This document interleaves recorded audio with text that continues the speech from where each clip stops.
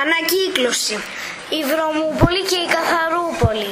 Μία φανταστική ιστορία των Γιάννη Τοπάλη, Βασίλη Τσακαλίδη, μαθητών της Δέλτα 2 τάξης του 11ου Δημοτικού Σχολείου Καβάλας. Σε ποια πόλη να πάμε?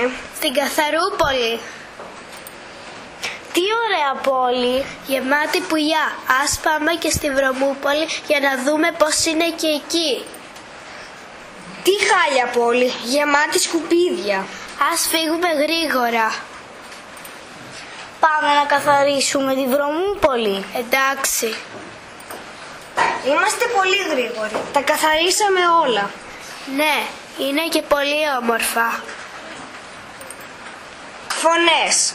Αγόρι 1, Τσακαλίδης Βασίλης. Αγόρι 2, Τοπάλης Γιάννης. Κορίτσι, Παρασκευά Σοφία.